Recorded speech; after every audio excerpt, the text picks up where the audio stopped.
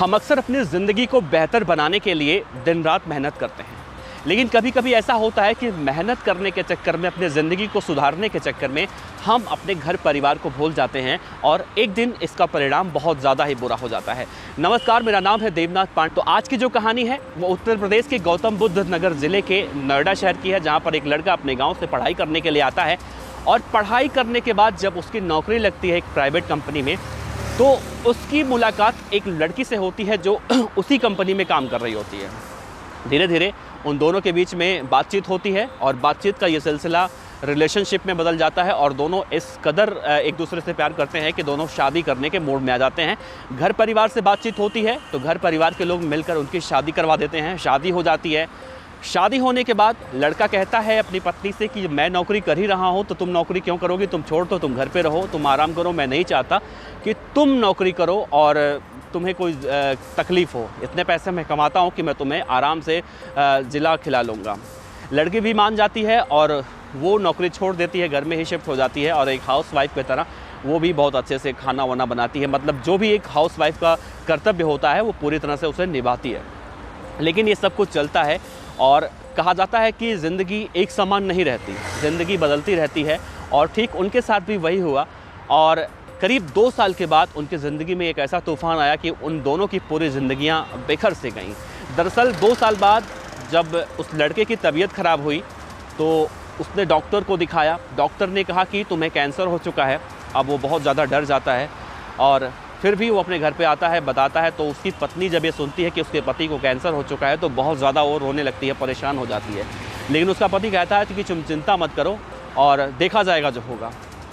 2-3 महीना सब कुछ अच्छे से गुजरता है, लेकिन जैसे जैसे उसकी बीमारी बढ़ती जाती है उसके शरीर में कई सारे हिस्से ऐसे होते हैं जो काम करने धीरे धीरे बंद करने लगते हैं और वो एकदम से लाचार हो जाता है। और धीरे धीरे उसके ऑफिस में भी ये जानकारी मिलती है कि उसे बहुत ज़्यादा दिक्कत है, बहुत ज़्यादा गंभीर बीमारी है और उसका इलाज हो पाना बहुत ज़्यादा मुश्किल है।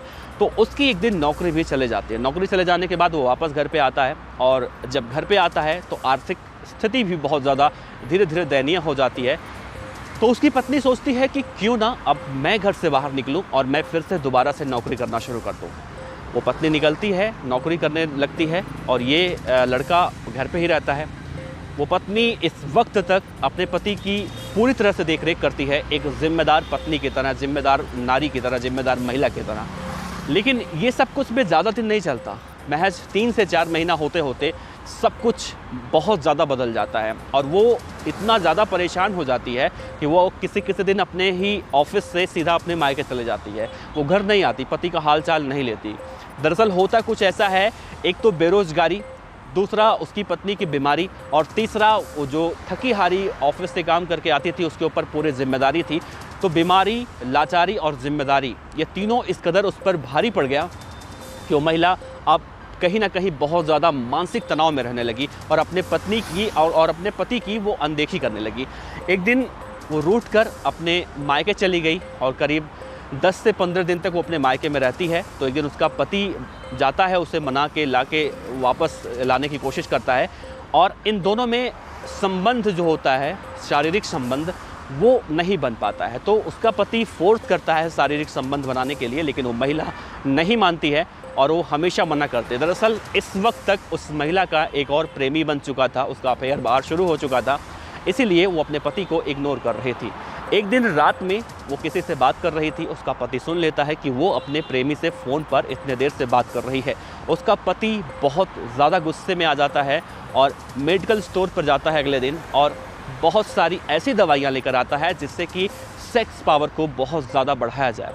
वो सारी दवाइयाँ वो खाने में मिलाकर अपनी पत्नी को खिला देता है और जब उसकी पत्नी सो जाती है तो अपनी पत्नी के साथ वो बीमार पति सेक्स करता है और इतना सेक्स करता है, इतने सेक्स करने के बाद भी उसकी जब इच्छा पूरी नहीं होती है तो अपनी पत्नी का गला दबाकर हत्या कर देता है। दरअसल उसे अपनी पत्नी की बेवफाई बिल्कुल रास नहीं आई और बेवफाई के चक्कर में वो इतना ज़्यादा परेशान हो गया कि उसने इतने बड़े कांड को अंजाम दे दिया। इस कांड को अंजाम देने के बाद वो फ़रार हुआ। उसके बाद जब आसपास के लोगों को ये घटना मालूम चली, लोगों ने पुलिस को फ़ोन किया। हालांकि पति आरोपी जो था उसे पुलिस ने बहुत ही जल्दी गिरफ्तार कर लिया और गिरफ्तार करने के बाद अब वो जेल में सज़ा काट रहा है। अब इस कहानी को समझने की अगर कोशिश की जाए तो यहाँ पर आप गलती किसकी देंगे? क्या वो उसकी पत्नी गलत थी, या उसका पति गलत था, या फिर समय को दोष देंगे आप? मुझे तो समझ में नहीं आ रहा है कि यहाँ पर गलती किसकी थी। मुझे लग रहा है कि इस कहानी में, इस सच्ची घटना में, इस वारदात की कहानी में सबने ईमानदारी से अपने रिश्ते को निभाने की कोशिश की, लेकिन समय का चक्र ऐसा घूमा कि ऐसा दिन देखना पड़ा उन लोगों को और इतनी बड़ी घटना को अंजाम दे डाला उसके पति ने। फिलहाल इस घटना को सुनाने का मतलब आपको डराना, आपको भयभीत करना, आपको धमकाना नहीं है, बल्कि समाज में हो रही सच्चाई को आपके सामने लाना है, ताकि हम इस घटना को, इस कहानी को देखकर थोड़ा बहुत सीख तो ज़रूर ले सकें। तो इस एपिसोड में इतना ही। आगे फिर मिलेंगे एक नई कहानी के साथ, एक नए वीडियो के साथ। तो उम्मीद है आप अपने राय, अपने कीमती सुझाव इस वीडियो के नीचे कमेंट बॉक्स में ज़रूर देंगे। और अगर वीडियो अच्छा लगा हो, खबर अच्छी लगी हो, तो हमारे चैनल को सब्सक्राइब भी कर सकते हैं। आपका बहुत बहुत शुक्रिया। नमस्कार।